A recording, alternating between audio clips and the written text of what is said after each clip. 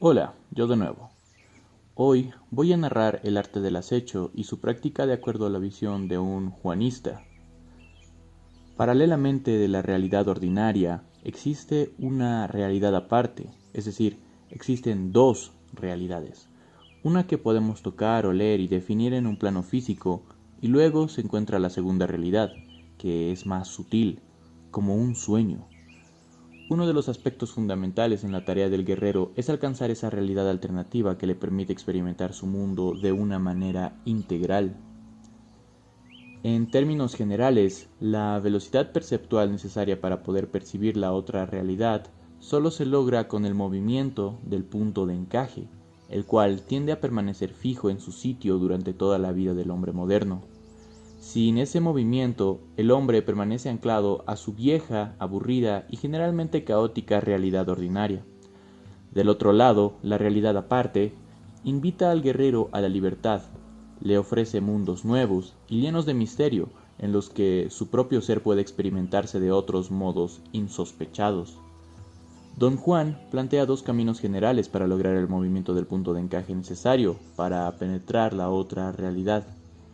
1. El arte de ensoñar y 2. El arte del acecho. En este video nos ocuparemos del arte del acecho y su práctica. El control de la conducta en el mundo cotidiano.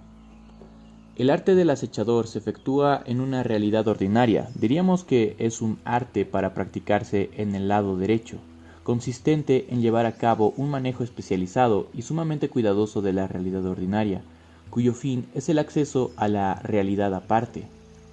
El acechador es un practicante consumado que hace del mundo cotidiano su campo de batalla, convirtiendo cada acto, cada interacción con sus semejantes en cosa de estrategia.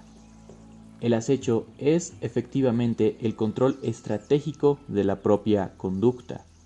Su campo privilegiado suele ser aquel en el que la interacción con otros seres humanos, guerreros o no, tienen lugar.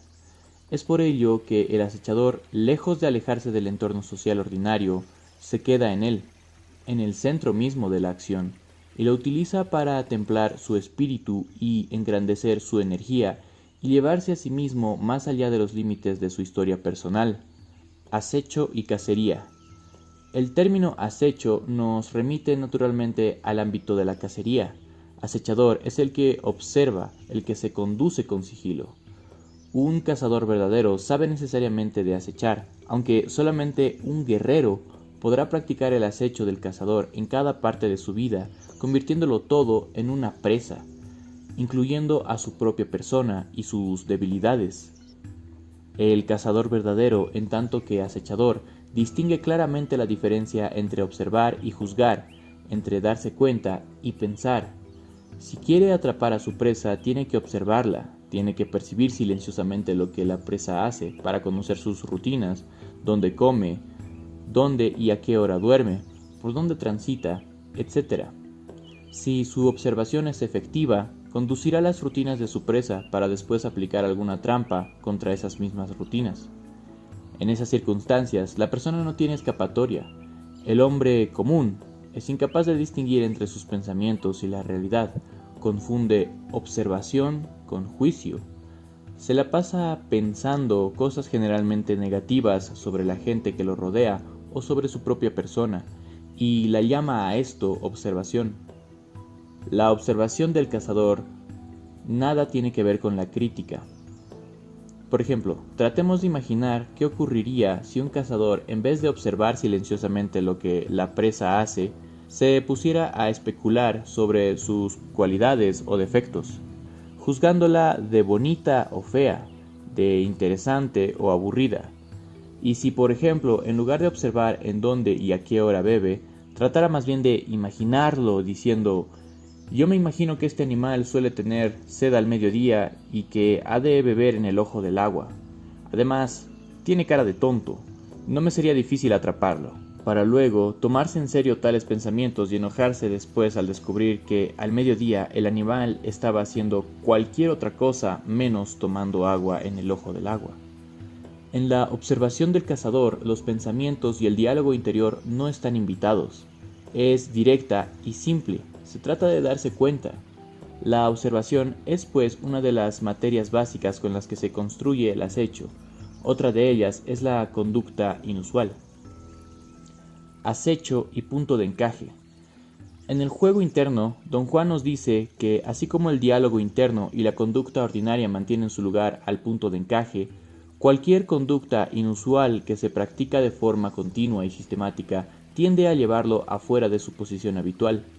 Si bien es cierto que existen muchos modos de llevar el punto de encaje a moverse, también es cierto que muchos de ellos pueden poner en peligro la salud mental de los sujetos, que por lo demás son entrenados para creer que la realidad que perciben es única e inmutable. Ejemplo de lo anterior puede ser el uso descuidado de plantas psicotrópicas o el confrontar crisis emocionales que lleven a la esquizofrenia. Incluso en la obra de Castaneda, Carlos, el aprendiz de brujo, llega a temer volverse loco por el efecto de las plantas de poder o el llamado golpe del náhuatl. El acecho, en cambio, en la medida que explica el control sistemático de la propia conducta, permite que el punto de encaje se mueva de una manera lenta y armoniosa, lo que hace que el enlace con muchos desconocidos se lleve a cabo con sobriedad y eficiencia. Acecho y éxito. Así, el modo del acechador es también el modo más eficiente de moverse en el mundo de la gente común, en la sociedad humana, en tanto que el acechador se mueve a partir de lo que observa y no de lo que piensa, en tanto que su mundo se va ampliando conforme su punto de encaje se mueve, en tanto que sus actos son motivados por la estrategia y no por los caprichos del ego. Se ubica, de hecho, en una posición sumamente ventajosa respecto de sus semejantes para moverse en el mundo de los asuntos humanos. La verdad es que la gente que tiene poca experiencia en lo que se refiere a penetrar realidades nuevas tiende a pensar que éstas, si existieran, tendrían que ser necesariamente librescas y fantasmagóricas. Piensan solo en mundos con aliados y seres que caminan por las paredes.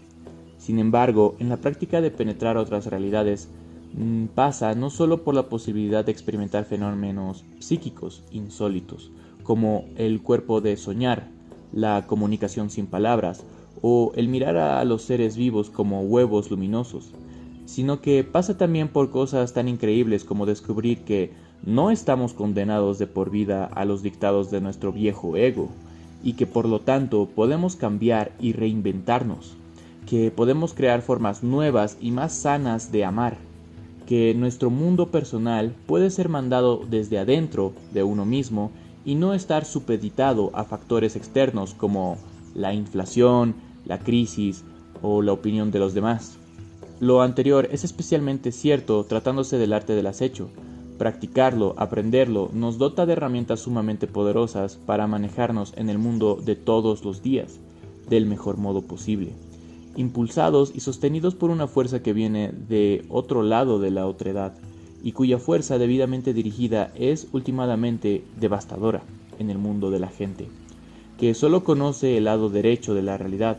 A modo de resumen, el acecho es observación, es el control estratégico de la propia conducta, es el arte de acecharse a sí mismo, es el modo más eficiente para manejar los asuntos de todos los días y de lograr un movimiento del punto de encaje manteniendo sobriedad y equilibrio. Es el establecimiento de un puente desde este lado de la realidad para llegar al otro yo. Eso ha sido todo por hoy. Déjenme saber si les ha gustado este video. Tengo mucha más información sobre el arte del acecho y me gustaría compartirlo en más partes, es decir, dividir el video en segunda y tercera parte. Y pues ya estaría. Adiós, amiguitos.